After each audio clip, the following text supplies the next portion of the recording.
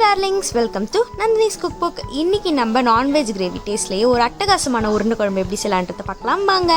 அதுக்கு நான் ஒரு 150 கிராம் அளவுக்கு கடலைப்பருப்பு எடுத்து வச்சிருக்கேன். அது நான் 2 hours வரைக்கும் நல்லா ஊற வச்சுட்டு தண்ணி ஃபுல்லாக வடித்து ஒரு மிக்ஸி ஜாரில் ஆட் பண்ணி ஒரு 1/4 டேபிள் ஸ்பூன் அளவுக்கு பெருஞ்சீரகம் அதாவது சோம்பு ஆட் பண்ணி இந்த மாதிரி கொரன்னு ஒரு பேஸ்ட்டாக அரைச்சிக்க போகிறேன். ரொம்ப மையாக அரைச்சிங்கன்னா உருண்டைகள் உடஞ்சி கரைஞ்சி போயிடும். ஸோ இந்த மாதிரி அரைச்சிக்கோங்க.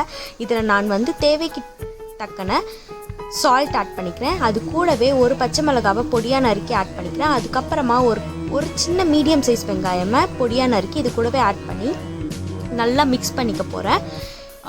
அது கூட நான் ஃப்ளேவருக்காக ஒரு கொத்து கருவேப்பிலையும் ஆட் பண்ணியிருக்கேன். அது எல்லாத்தையும் ஆட் பண்ணதுக்கப்புறமா இதை தான் நம்ம உருண்டைகளாக குழம்புல போட போகிறோம். அப்படியே குழம்புல போட்டால் இது கரையிறதுக்கு நிறைய சான்சஸ் இருக்குது. அதனால நம்ம லைட்டாக ஃப்ரை பண்ணி எடுத்துகிட்டு அதுக்கப்புறமா குழம்புல போடலாம்.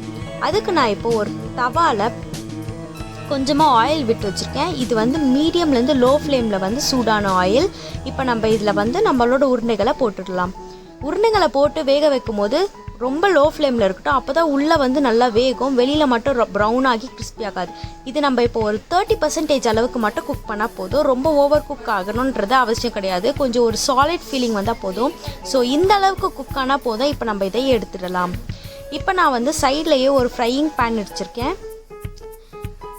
அந்த மண் சட்டியில் நான் தேவையான அளவு அதாவது ஒரு 2 குழிக்கரண்டி அளவு எண்ணெய் ஊற்றி அது காஞ்சதுக்கு அப்புறமா கொஞ்சமாக சோம்பு பட்டை லவங்கம் எல்லாத்தையும் சேர்த்த கலவையை அதில் போட்டுக்கிறேன்.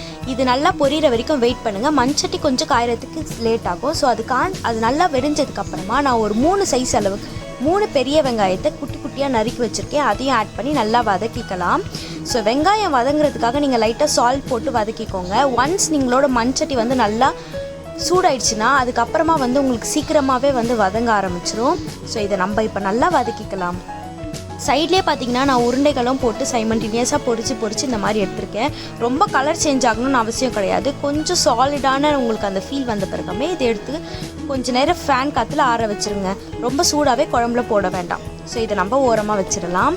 இப்போ நம்மளோட வெங்காயமும் பார்த்திங்கன்னா நல்லா வெந்துடுச்சு. கூடவே நான் கொஞ்சமாக கருவேப்பிலையும் ஆட் பண்ணியிருக்கேன். இந்த குழம்புல நம்ம கொத்தமல்லி ஆட் பண்ண போகிறது கிடையாது. ஸோ கருவேப்பிலையை ஆட் பண்ணி இது நல்லா வதங்கினதுக்கப்புறமா ஒரு மீடியம் சைஸ் அளவுக்கு 2 பழுத்த தக்காளி எடுத்து அதை நான் இதில் போட்டு நல்லா வதக்கிக்க போகிறேன். ஸோ இது வதங்குற டைமில் கொஞ்சமாக ஒரு 1/2 டேபிள் ஸ்பூன் அளவுக்கு மஞ்சள் தூளும் தேவையான அளவு சால்ட்டும் ஆட் பண்ணிக்கிறேன்.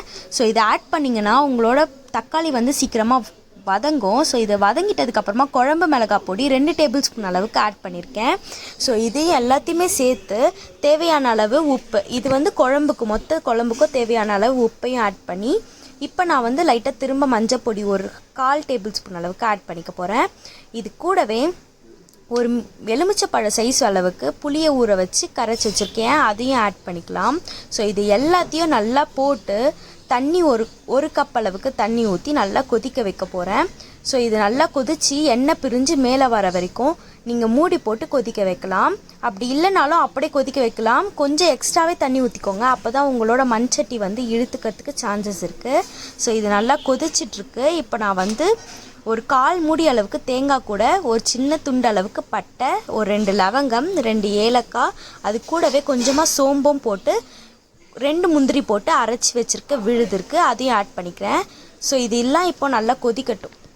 இப்போ இதை நான் நல்லா கலந்து விட்டுட்டு ஒரு 2 minutes அளவுக்கு கொதிச்சிருக்கு. இப்போ நான் இதில் எக்ஸ்ட்ரா இன்னும் ஒரு 1/2 கப் அளவுக்கு தண்ணி விட போகிறேன். எதுக்குன்னு பார்த்தீங்கன்னா நம்மளோட உருண்டைகள் எல்லாம் அதுக்குள்ளே போடும்போது அது ஃபுல்லாக தண்ணியை அப்சர்வ் பண்ணிவிடும். குழம்பு போக போக ரொம்ப திக்காகும். ஸோ அதனால் நான் இன்னும் ஒரு 1/4 டம்ளர் அளவுக்கு தண்ணி ஊற்றிட்டு நம்மளோட உருண்டை எல்லாத்தையும் அதில் போட்டுற போகிறேன். இப்போ நீங்கள் மூடி போட்டு நல்லா ஒரு 30 minutes அளவுக்கு இதை கொதிக்க விட்டுங்க. அப்போ தான் இது உள்ளே இருக்க பச்சை வாசனைலாம் போகும். ஸோ இது நல்லா கொதிக்கட்டும். மூடி போட்டு நம்ம கொதிக்க வச்சிடலாம். அண்ட் இது கொதிச்சிட்ருக்க இந்த டைமில் நீங்கள் நம்ம சேனலை ஃபர்ஸ்ட் டைம் பார்க்குறீங்கன்னா மறக்காமல் சப்ஸ்கிரைப் பண்ணிவிடுங்க. பக்கத்தில் ஒரு பெல் ஐக்கான் இருக்கும், அதையும் கிளிக் பண்ணிங்கன்னா மேலே ஆல்னு ஒரு சிம்பிள் இருக்கும், அதையும் கிளிக் பண்ணி விட்டுருங்க. அப்போ தான் நாங்கள் இந்த வீடியோ போட்டாலும் உடனே நோட்டிஃபிகேஷன் வரும். வீடியோவையும் டக்குன்னு பார்த்துடலாம். இப்போ நம்மளோட உருண்டை குழம்பு சூப்பராக ரெடி ஆகிடுச்சு. நான் மேலே கொஞ்சமாக தாளித்து கடுகும் கருவேப்பிலையும் போட்டிருக்கேன். இப்போ நம்ம இதை ஃப்ளேம் ஆஃப் பண்ணிட்டு ரிமூவ் பண்ணிடலாம். இந்த உருண்டை குழம்பு உங்கள் வீட்லேயும் நீங்கள் ட்ரை பண்ணி பாருங்கள். எல்லாருக்குமே ரொம்ப பிடிக்கும். கண்டிப்பாக இது நான்வெஜ் கிரேவி டேஸ்ட்லேயே இருக்கும். இந்த உருண்டை குழம்பு ட்ரை பண்ணி பார்த்துட்டு எப்படி இருக்குன்னு எனக்கு மறக்காமல் கமெண்ட் செக்ஷனில் சொல்லுங்கள்.